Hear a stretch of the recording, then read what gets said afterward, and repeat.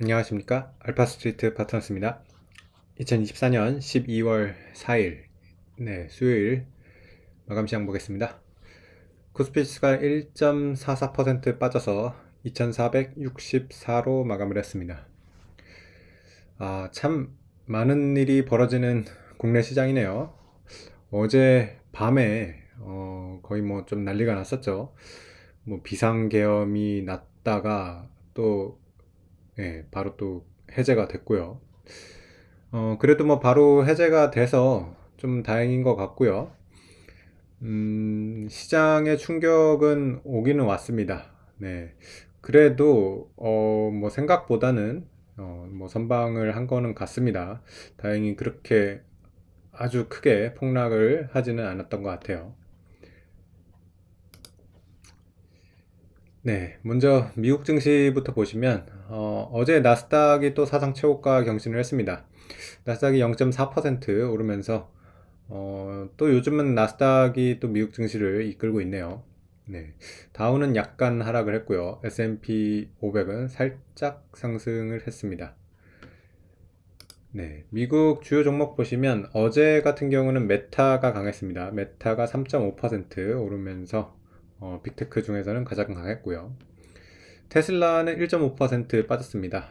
네. 그래도 뭐 테슬라 여전히 뭐 $350 수준이니까 좋은 주가 유지를 하고 있습니다. 네, 반도체 쪽 보시면 엔비디아가 1% 올랐고요. 브로드컴도 1% 가까이 상승을 했습니다. 네, 그리고 마이크론 같은 경우도 1.3% 상승을 했습니다. 인텔이 6%나 빠지면서 뭐 인텔 계속 좀 안 좋긴 한데 어제는 또 이렇게 하락이 컸습니다. 네, 그리고 소프트웨어 기업 쪽에서 보시면 팔란티어가 거의 7% 이렇게 오르면서 또 팔란티어가 상당히 많이 올라오고 있는 그런 모습입니다. 사실 뭐 트럼프 정권의 수혜주가 테슬라를 많이 언급을 하는데 팔란티어도 네, 상당히 지금 수혜주로 인식이 되고 있는 것 같습니다. 네. 그래서 뭐 나스닥 쪽이 그래도 좀 강했고요. 다른 섹터들은 대체적으로 하락한 쪽이 더 많았던 것 같습니다. 금융주 같은 경우도 대체적으로 좀 하락을 했고요. 네, 다른 섹터들도 하락 쪽이 좀 더 많았던 것 같습니다. 네, 미국 10년물 국채 여전히 뭐 4.2%에서 큰 변화가 없는 그런 상황이고요. 달러 인덱스도 106대 정도에서 움직이고 있습니다. 네, 그래서 뭐 미국 증시 뭐 그렇게 큰 변화는 없는데 그래도 야금야금 이렇게 사상 최고치를 경신하는 그런 모습입니다. 근데 물론 뭐 미국 증시에 대해서 걱정은 계속해서 안고 가고 있습니다. 올해 워낙 많이 오른 그런 미국 증시다 보니까 내년에 과연 미국 증시가 뭐 내년도 좀 상승을 할 수 있을지에 대해서 좀 걱정하는 분들이 많은 것 같아요. 올해 보면 나스닥이 지금 거의 30% 가까이 오르고 있어가지고 너무 많이 오르긴 했습니다. 1년에 30%가 오르면 네, 다음 해에 진짜 좀 오르기가 힘들 것 같긴 하거든요. 네. 그래서 S&P 같은 경우도 뭐 27% 가까이 올라왔고요. 뭐 그래서 미국 증시 잘 가기는 하는데 네, 너무 많이 올라왔다. 그리고 뭐 좀 비싸다. 이런 얘기는 계속해서 반복되고 있는 것 같습니다. 네. 우리 증시 같은 경우는 사실 어제 조금 그래도 상승을 해서 2,500까지 이렇게 갖다 놨는데 좀 반등을 하나 싶더니만 이것도 참 이 상상을 못하는 이런 악재들이 막 나옵니다.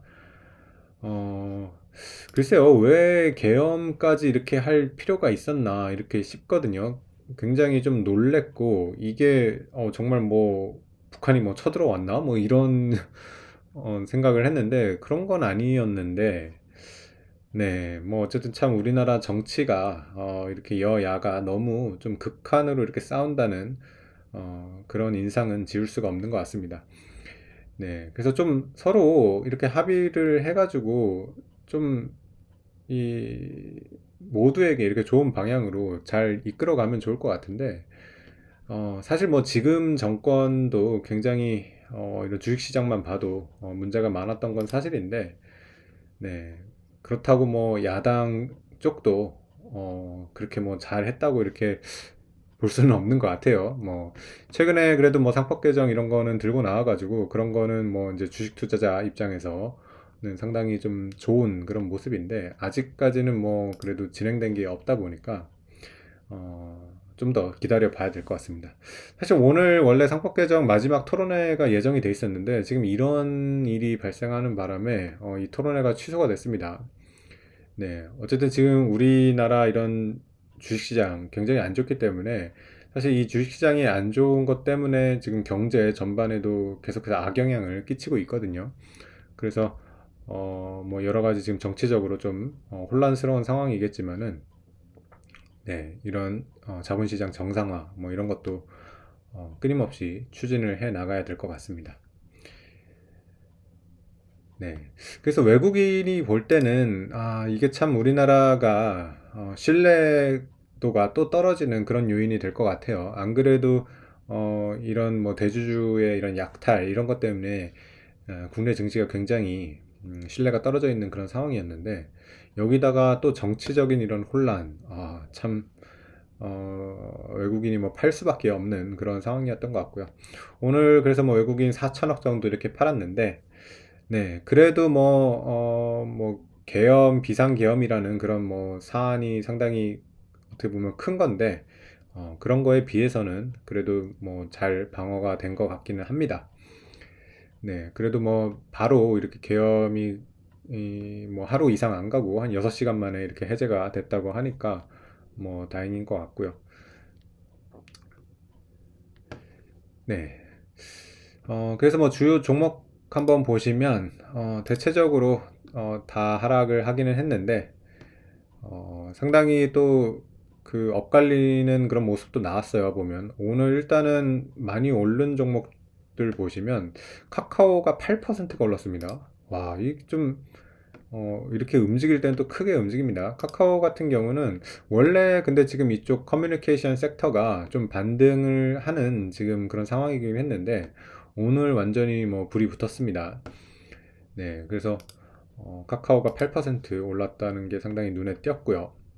그리고 고려아연 같은 경우도 지금 뭐 경영권 분쟁 때문에 이거 계속 오르고 있습니다. 오늘 170만 원대까지 가면서 사상 최고치를 갔고요.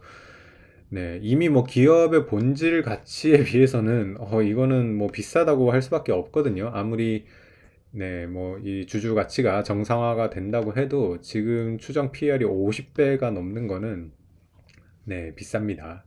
그래서 이런 주가가 장기간 유지되기는 좀 힘들 것 같아요. 어느 쪽으로 어쨌든 결론이 날 거고, 결론이 나면 아마 이 정도 주가를 유지하기는 쉽지 않을 것 같습니다.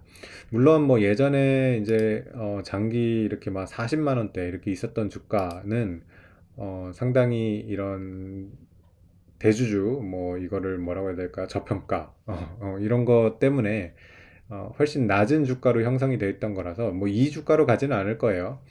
뭐 한 100만 원 정도 뭐 이 정도에서 유지가 될 수도 있는데 어쨌든 지금 주가가 계속 갈 거라고 이렇게 생각을 하면 안 될 것 같습니다.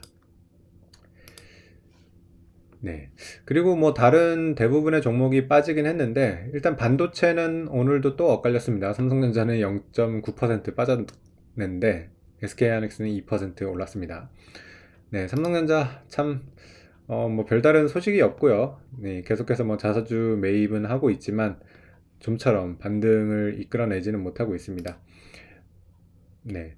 삼성전자의 뭐 지금 기대해 볼 만한 거는 그나마 이제 4분기 실적 나오는 걸 한번 봐야 될 것 같아요. 4분기 실적이 내년 1월 초에 이제 나올 것 같은데 뭐 4분기 실적이 예상보다 그래도 좀 선방을 하면 뭐 실적을 보고서 또 반등을 모색을 할 수도 있는데 기본적으로는 좀 펀더멘탈이 좋아지는 모습이 나와야 돼요. 네. 뭐 제일 좋은 거는 그런 이재용 회장이 좀 리더십이 지금 굉장히 안 좋기 때문에 좀 이런 거버넌스 쪽에 개혁이 좀 나오기를 바라는데 네. 그런 거는 그렇게 뭐 큰 기대는 할 수는 없는 것 같아요. 확률상으로 뭐 낮은 얘기긴 하니까요. 네, 그리고 뭐 다른 종목들도 보시면 많이 빠졌는데 특히 오늘 금융주가 많이 빠졌어요. KB금융이 5.7% 빠졌고요. 신한지주가 6.5%, 네, 그리고 네, 하나금융지주도 6%가 넘게 빠졌고요. 삼성화재도 거의 5%, 메리츠금융지주도 2% 이렇게 빠졌는데 아무래도 금융주 같은 경우는 현 정부의 밸류업 정책에 상당히 수혜를 받았던 그런 섹터인데 이렇게 되면 지금 정부가 거의 네, 힘을 거의 잃게 되거든요. 뭐 지금 탄핵 얘기 뭐 이런 것도 나올 정도니까요. 이런 밸류업 종목들이 오늘 좀 많이 약했는데 이건 상당히 좀 아쉬운 얘기입니다. 왜냐하면 밸류업 정책 자체는 상당히 좋은 정책이거든요. 우리나라가 나가야 될 방향이고 음, 금융회사가 이런 정부 영향을 워낙 많이 받다 보니까 그래도 정부의 이런 스탠스가 밸류업을 하려고 하는 거였기 때문에 이런 금융주는 좀 혜택을 받았는데 만약에 민주당 쪽 이런 쪽이 정권을 잡게 된다 그러면 예전부터 이제 금융 쪽이나 이런 데 그렇게 막 우호적이지는 않아 가지고 살짝 네, 그런 것들이 걱정은 되긴 합니다. 만약에 금융주의 배당이나 이런 거에 대해서 간섭을 하기 시작하면 밸류업 그런 의지가 조금 꺾일 수도 있기 때문에 네, 그런 거에 대해서는 좀 우려는 있는 것 같습니다. 네, 그래도 뭐 이게 지금 시대의 흐름이고 대세이기 때문에 뭐 주주 가치를 잘 지켜주는 거는 정권에 상관없이 계속해서 좀 나아가야 될 네, 방향이기는 합니다. 그리고 뭐 민주당도 지금 상법 개정 같은 걸 얘기하고 있는 게 어쨌든 주주 가치를 정상화하겠다는 그런 의지를 보여주는 거라서 어, 조금 지금 혼란이 있기는 한데 글쎄요 금융주 같은 경우가 오늘이 과연 매수 기회였을지는 좀 뭐 지켜보면 알 수 있겠습니다. 네, 그리고 뭐 두산 에너빌리티가 거의 10% 빠졌는데 네, 이것도 마찬가지로 지금 좀 정치적인 그런 거에 영향을 많이 받은 것 같습니다. 아무래도 원자력에 관해서는 현 정부가 그래도 우호적이었고요. 아마 저쪽 반대쪽 야당 쪽에서는 원자력에 과연 그렇게 우호적일까라고 생각을 해보면 이것도 좀 불안한 그런 모습이 있죠. 네, 그러다 보니까 두산에너빌리티도 10% 이렇게 하락을 했습니다. 네, 그래서 참 우리 증시 너무 어렵습니다. 진짜 뭐 제대로 반등을 또 못하고 있고 거의 뭐 7월 달부터 이렇게 계속해서 내리 하락만 하고 있는데 뭐 어쨌든 뭐 민주당 쪽에서 지금 또 정치적인 이런 힘이 또 세지는 그런 상황이 되니까 좀 주식시장에 좀 신경을 많이 써주면 좋을 것 같고요. 여태까지 이제 얘기했던 이런 상법 개정을 비롯해가지고 자본시장 선진화 이런 것들을 좀 흔들림 없이 잘 추진을 해줬으면 좋겠습니다. 그런 것들이 바뀌면 또 어느 순간 외국인들도 좀 돌아올 수가 있을 거고요. 우리 시장도 또 상승 추세로 이렇게 반전이 될 수도 있어서 그런 것들을 좀 기대를 하면서 그래도 좀 희망을 가져봐야 될 것 같습니다. 네, 오늘 시장은 여기까지 하겠습니다. 감사합니다.